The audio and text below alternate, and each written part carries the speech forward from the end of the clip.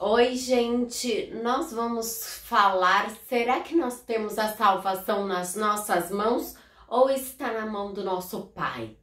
Nós temos que entender que a expiação, ela não é limitada.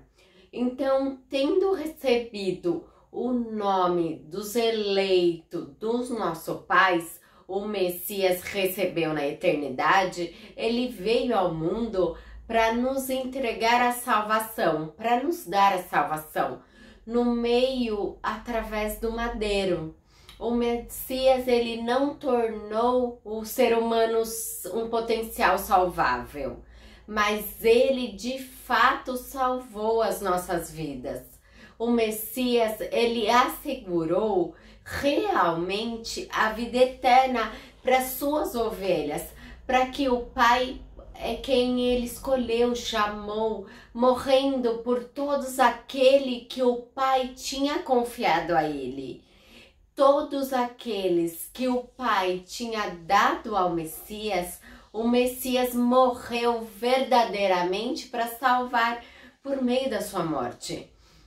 Isso nós encontramos em Isaías 53, 11 e 12, que depois do sofrimento da sua alma, ele verá a luz e ficará satisfeito.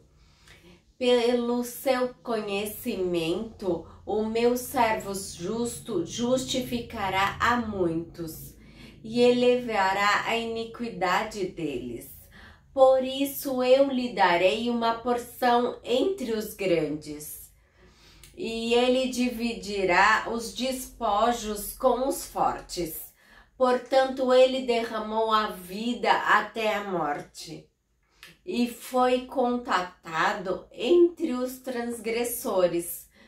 Por ele recarregou o pecado de muitos e intercedeu pelos transgressores.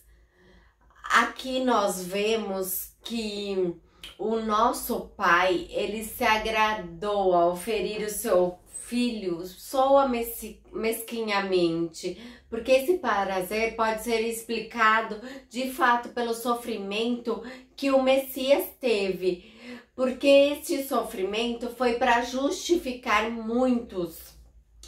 O que parece ser severo mostra-se graciosamente. A dor, o sofrimento e a morte do nosso Messias funcionou como uma oferta de restituição, um sacrifício oferecido pelas nossas transgressões. Então, o sofrimento do nosso Messias, ele deu lugar à sua exaltação. O sofrimento do Messias, ele culminou no madeiro, mas ele deu lugar à ressurreição. Em Mateus 1, 21 fala o seguinte: e dará à luz a um filho, e chamará o nome de Yahua, porque ele salvará o meu povo dos seus pecados.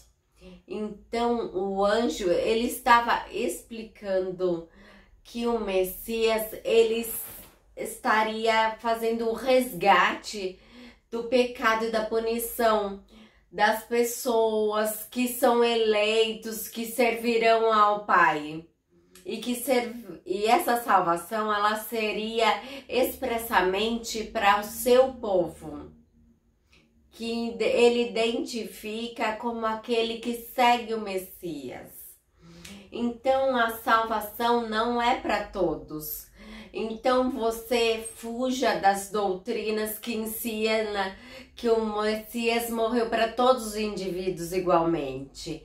Isso é uma grande heresia e deturpa a verdadeira significado da graça. Em Mateus 20, 28 fala o seguinte: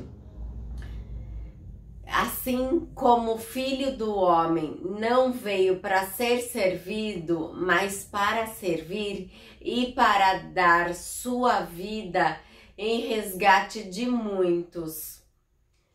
Então, nós vemos aqui que o Messias veio com toda a sua humildade e fez da sua própria vida morte como um sacrifício para servir para o resgate das nossas vidas, de nós, povo escolhido pelo Pai. Que nós também podemos ver isso em Mateus 26, 28, que fala o seguinte: por isso é o meu sangue, o sangue da nova aliança, que é derramado por muitos para a remissão dos pecados. Então nós vemos que este novo pacto, Deus promete perdoar e esquecer perdoar os pecados e esquecer do seu povo, e prometeu escrever as suas leis no coração do seu povo, para que eles pudessem cumprir os seus mandamentos, as suas exigências. E nós vemos que o sangue de Jesus, está escrito, foi derramado por muitos, não por todos. Em Hebreus 9, 28 fala assim: e também o Messias ofereceu-lhe uma vez para lavar os pecados de muitos, e para aqueles que o busquem, e ele aparecerá pela segunda vez, sem pecados, para a salvação. De novo, aqui nós vemos pelo pecados de muitos, então não são todos. Então, se o Messias, ele tivesse vindo e morrido por todos os indivíduos igualmente, todos, sem exceção, deveria ser salvo.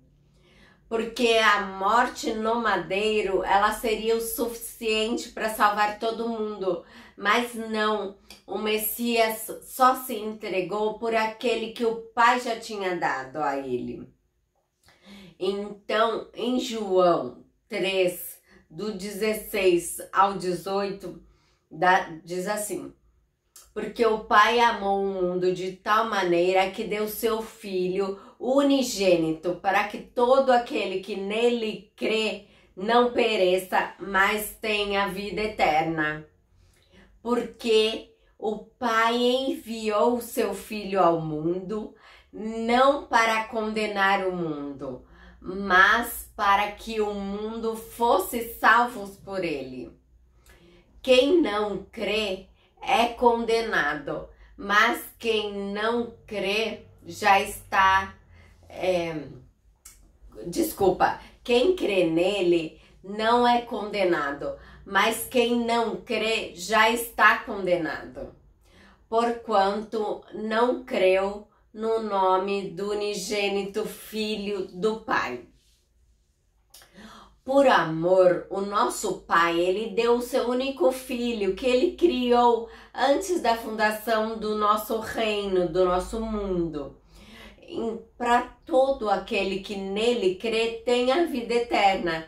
O que é ter a vida eterna? É nós estarmos com ele após a nossa morte, na Nova Jerusalém. Mas para você crer, você precisa de fé. E a fé só vem através do Pai, porque ele é um dom dado pelo Pai. Então você não consegue ter fé se o Pai não te der. Jesus, ele foi enviado por excelência, e também Jesus enviou os discípulos com excelência. Então nós temos a incumbência de levar a mensagem do nosso Pai aonde quer que nós formos. O nosso papel é ser mensageiro desse reino, é cumprir a sua comissão de acordo com a sua vontade. Se você afirmar que o Messias morreu por todos os indivíduos, nós sabemos que nem todos serão salvos, que eles serão queimados no lago de fogo. Então, se você afirma que o Messias morreu por todos, o sacrifício no madeiro não foi o suficiente e que a graça manifesta não foi o suficiente para salvar.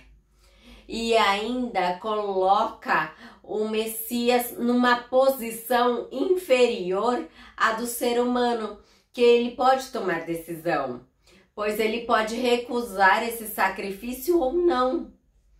Este sacrifício no madeiro foi difícil, mas também foi amoroso. E ele cai na doutrina humanista quando você acha que é para todos, que o homem tem poder sobre a sua salvação. Isso tá errado, nós não temos esse poder.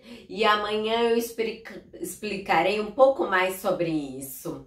Dê um like, se inscreva no nosso canal. Até!